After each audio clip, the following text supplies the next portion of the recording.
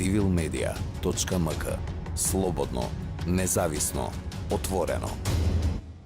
Ние во Македонија се уште се бориме со тоа како да го идентификуваме гласачот.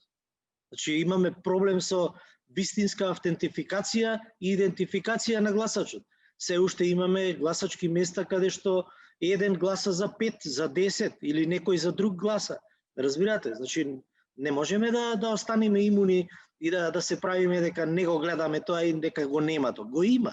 За жал го има се уште и ние треба да најдеме прво начин како тој проблем да го надминеме, па потоа да одиме со примена на новите технолошки средства, со дигитализацијата, затоа што јас, ако ме следите, уште пред година и пол две спомнав, дајте да видиме да пробаме електронско гласање, да пробаме гласање по мејл.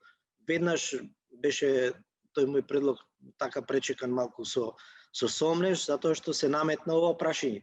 Како ќе бидеме сигурни дека од другата страна на компјутерот гласал Оливер или гласал Петрит, така?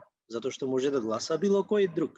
Не може да се обезбеди принципот на еден човек, еден глас. Тоа е многу тешко во оваа ситуација и во овие услови. Ние на самото гласачко место не можеме да го обезбедиме тоа, а не по електронски пат.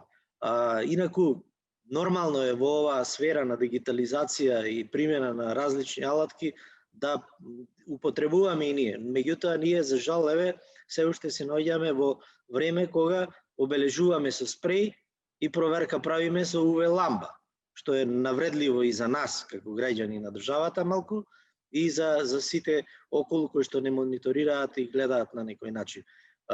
Вметната одредба во едни од последните измени на изборниот законник за примена на биометриските податоци во идентификација на гласачите, сега е веќе задолжителна одредба за наредните избори.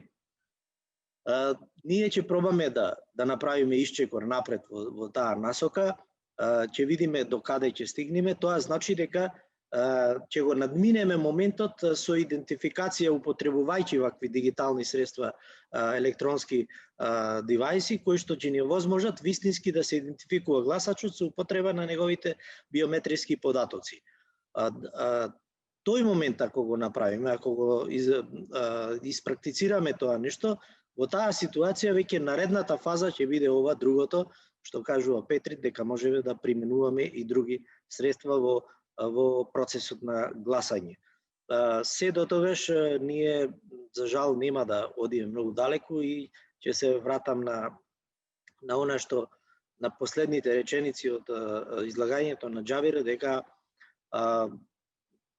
назад сме се уште за жал. Ние можеме да зборуваме што сакаме, меѓутоа за да направиме вистински исчекор треба вистинска волја и не само волја, него практична имплементација. Волјата да ја претвориме во чекор напред, во оперативност.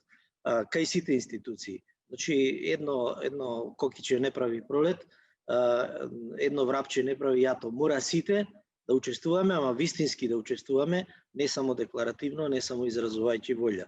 Ние како комисија правиме одредени напори, гледате, употребуваме алатки. Проблемот со едукацијата на избирачките одбори. Ќе ви кажам сега еден момент. Од јануари месец државата нема повеќе државна изборна комисија, останува без мандат, нема општински изборни комисии, нема избирачки одбори. На сите им поминува мандатот.